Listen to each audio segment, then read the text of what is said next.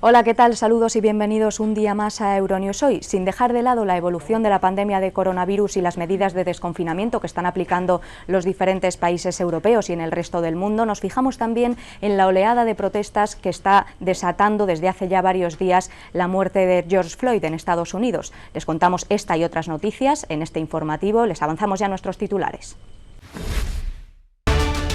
Rusia levanta restricciones y Moscú anuncia una vuelta a la normalidad, pese a que el país sigue registrando miles de nuevos casos de COVID cada día.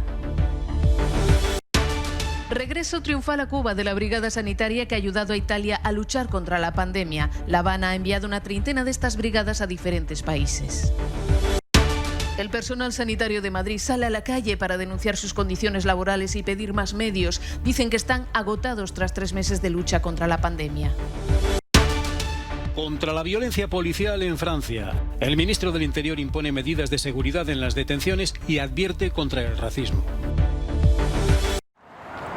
Rusia levanta restricciones y Moscú anuncia una vuelta a la normalidad, pese a que se siguen registrando miles de nuevos casos diarios en el país, casi 9.000 en las últimas 24 horas.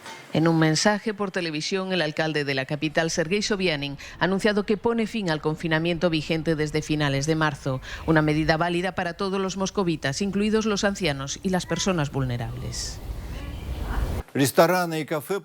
Planeamos reabrir los restaurantes en 2 etapas, dice. El 16 de junio las terrazas reanudarán su trabajo y en una semana se reabrirán los servicios de comida. Por último, el 23 de junio planeamos levantar las restricciones al trabajo de la industria del deporte, reabrir las piscinas y los centros de salud y fitness.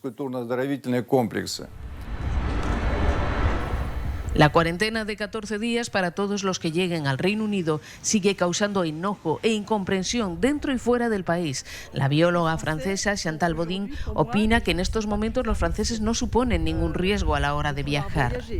Imponer una cuarentena el 8 de junio es inexplicable en términos de gestión de riesgos, dice, sobre todo por la paradoja de que en Inglaterra el uso de mascarilla no es obligatorio. Mientras Europa desciende lentamente la cuesta, la Organización Mundial de la Salud advierte de que a nivel global la situación está empeorando. En el mundo ya se han registrado casi 7 millones de casos de COVID y más de 400.000 muertos. Después de más de 6 meses de pandemia, no es momento para que nadie levante el pie del freno, advierte el director general de la OMS. En Sudáfrica, por ejemplo, los niños vuelven a clase, pese a la rápida propagación del virus. Es uno de los países más afectados de África, con casi 51.000 casos registrados.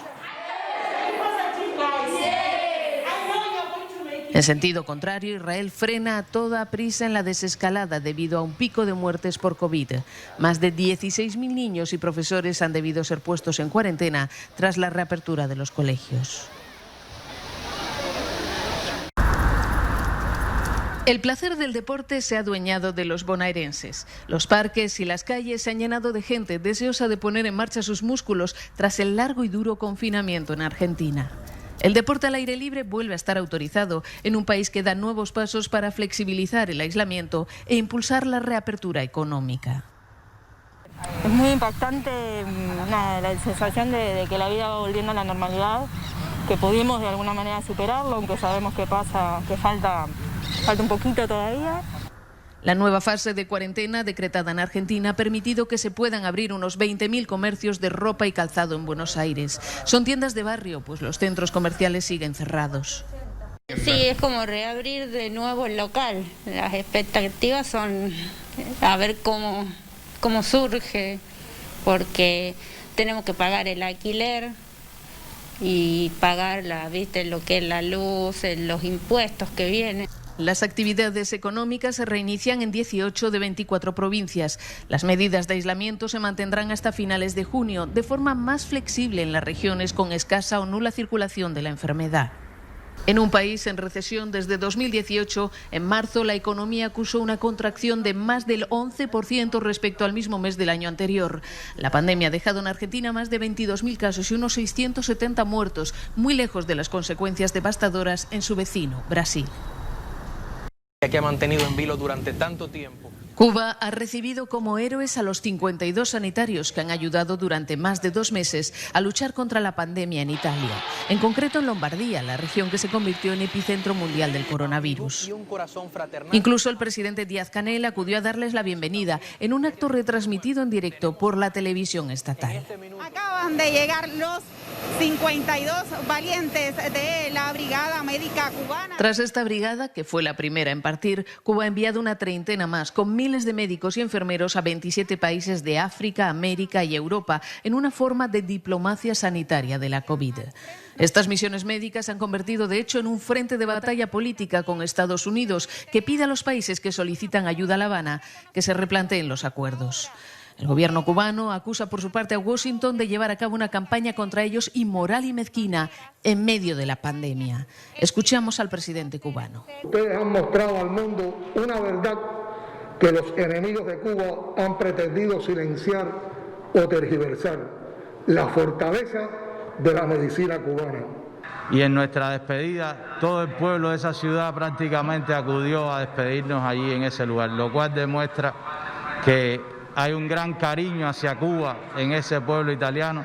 Del clarín escuchar el sonido, a las armas valientes correr. Con las manos en alto, teñidas de negro y entre aplausos de la ciudadanía.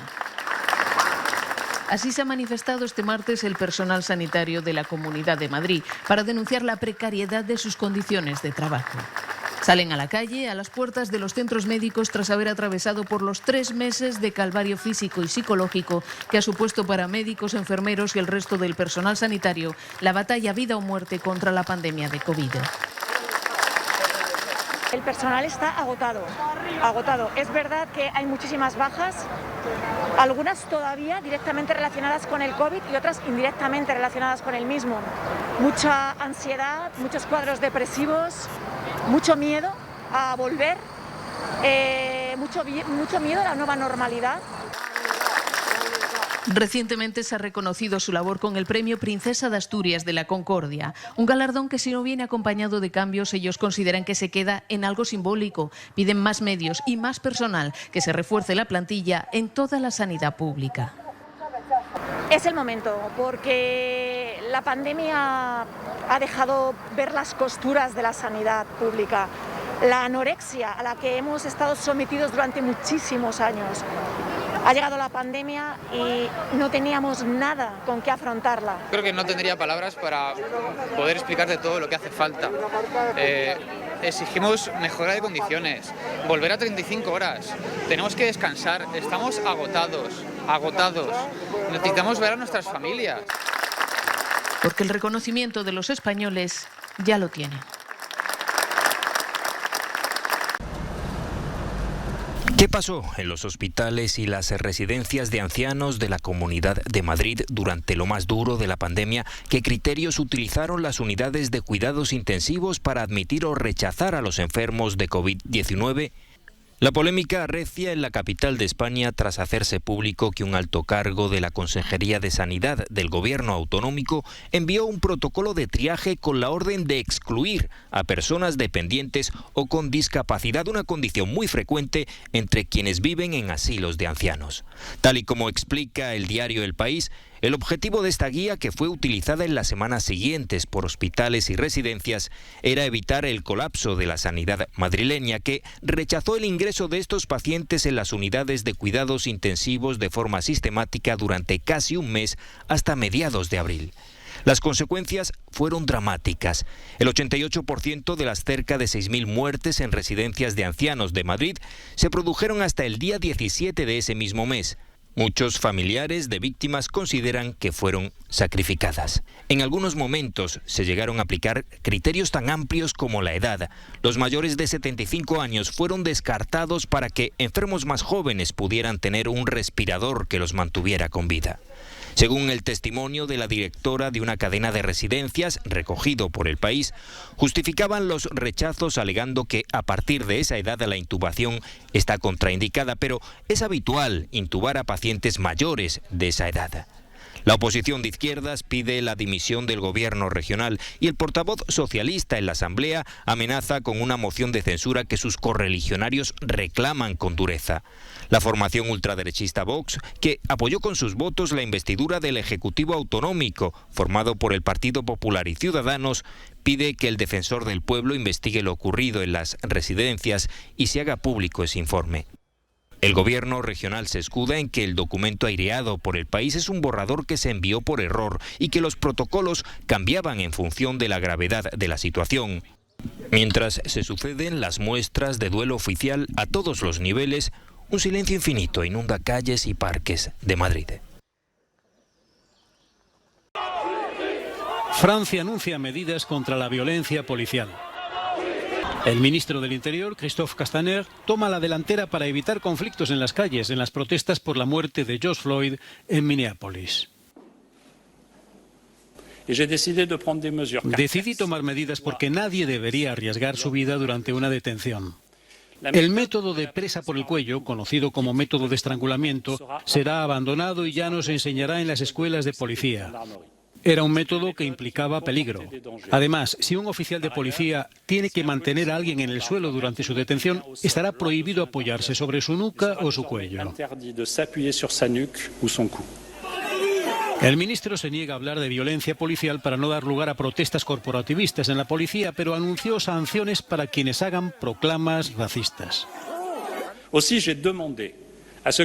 También he pedido que se considere sistemáticamente una suspensión por cada sospecha comprobada de un acto o discurso racista. También quiero igualmente que los procedimientos disciplinarios se inicien siempre en paralelo a los procesos penales. Aumento de cámaras, número de serie visible en los uniformes, independencia de los servicios internos de investigación de irregularidades policiales. Las medidas se han anunciado. La policía francesa informó que las investigaciones sobre miembros de las fuerzas de seguridad aumentaron casi un 24% el año pasado. De las 1.460 investigaciones, 310 se refieren a violencia policial producida durante las manifestaciones de los chalecos amarillos. Decenas de miles de personas protestaron contra el racismo en Londres durante el fin de semana. El Reino Unido no es inocente. El silencio es violencia.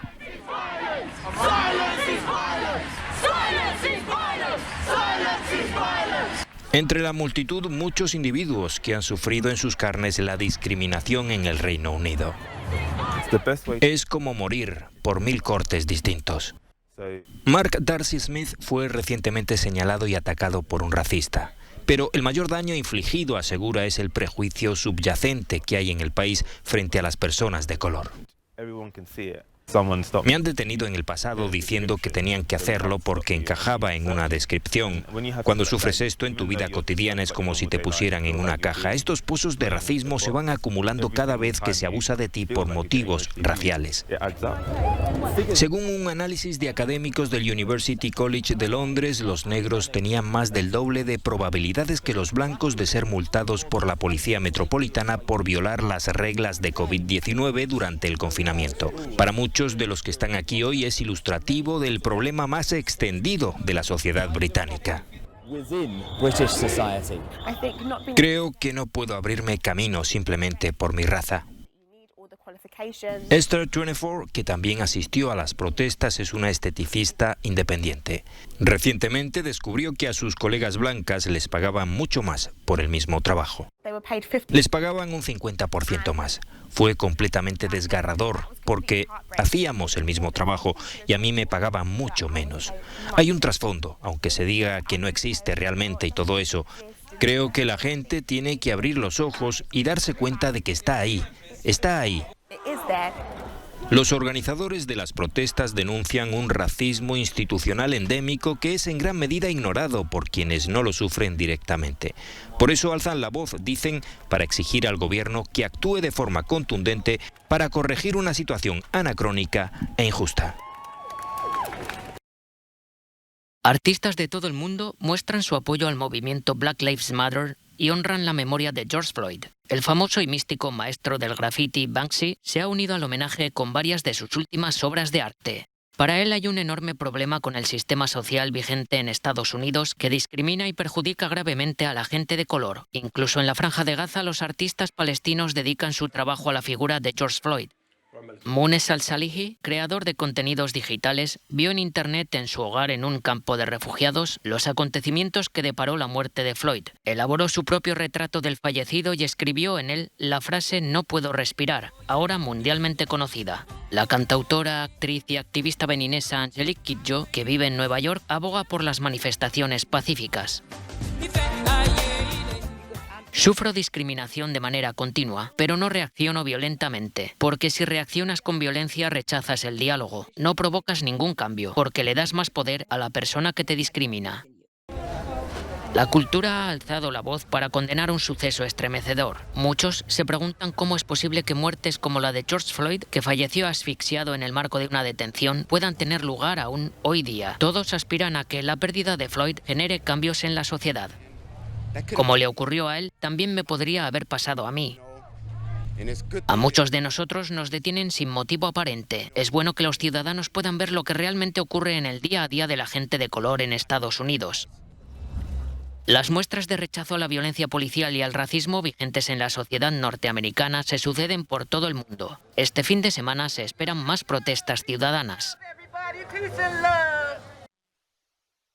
La investigación de las supuestas comisiones irregulares cobradas por Juan Carlos de Borbón, rey emérito de España, queda en manos de la Fiscalía del Tribunal Supremo. Se trata de una investigación abierta por el Ministerio Público para delimitar o descartar la implicación del monarca en el presunto pago de comisiones multimillonarias por parte de Arabia Saudí a una fundación con varias cuentas en Suiza, cuyo único beneficiario sería el rey Juan Carlos. En el punto de mira, la construcción por parte de empresas españolas del tren de alta velocidad que une las ciudades saudíes de Medina y La Meca. Se trata del mayor contrato industrial en el exterior de la historia de España, adjudicado hace 9 años por unos 7.000 millones de euros, aunque tanto las obras como su explotación han venido sufriendo diversos contratiempos. La investigación abierta en España se centra en los hechos acaecidos desde junio de 2014, cuando el rey Juan Carlos perdió la inviolabilidad tras abdicar en su hijo Felipe VI. La Casa Real ha declinado hacer comentario alguno sobre la decisión del Tribunal Supremo Español.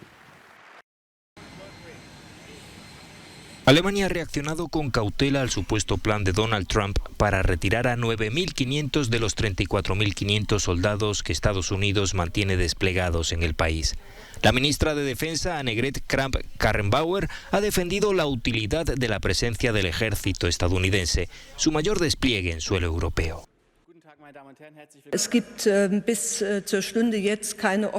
Hasta la fecha, las autoridades de Estados Unidos no han confirmado oficialmente si esos planes se aplicarán o no. Es un hecho que la presencia de soldados norteamericanos en Alemania sirve a la seguridad general de la alianza de la OTAN y por lo tanto también a la seguridad estadounidense. Según la prensa, parte de esas tropas podrían trasladarse a Polonia, un país que está más en la onda de Donald Trump. En cualquier caso, no se puede olvidar que estamos en un año electoral, explica Daniela Schwarzer, directora del Consejo Alemán de Relaciones Exteriores. A pocos meses de las elecciones presidenciales, Trump podría decir que está trayendo las tropas de vuelta a casa. También muestra que de alguna manera sanciona a Alemania por asuntos que ha criticado durante su mandato, como su contribución a la OTAN. La presencia de las tropas estadounidenses en Alemania se remonta al final de la Segunda Guerra Mundial. Durante décadas se consideraron un pilar fundamental en la estrategia defensiva de la OTAN frente a la Unión Soviética. Fútbol sin espectadores o con público virtual en las gradas. Estas son las dos opciones que presenta la Liga para la próxima retransmisión de los partidos del Campeonato Liguero Español tras el parón por el coronavirus. Por el momento no está permitido acudir al estadio y los encuentros tendrán lugar a puerta cerrada, aunque en el seno del organismo que gestiona la competición confían en ofrecer a los aficionados un gran espectáculo. Hemos trabajado con una compañía noruega especialista en público virtual y también hemos trabajado con EA Sport del juego FIFA, porque lo que oye en FIFA, cuando uno juega al FIFA, son el sonido real de los estadios de cada lugar. Además, pues con sus programas informáticos que también pues cuando se acerca al área detectarán para un sonido. Bueno, está trabajado. Bueno, yo creo que veremos una buena realización virtual. Así el sonido va a variar según las prestaciones de cada equipo sobre el terreno de juego, especialmente cuando los futbolistas marquen algún gol.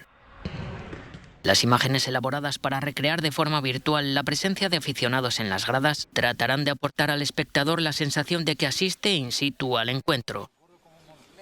La Liga retoma la competición este jueves con el derbi que va a tener lugar en Sevilla y que va a enfrentar al equipo de Nervión con el Betis a partir de las 10 de la noche, hora central europea. Es el primer duelo de la 28ª jornada del campeonato.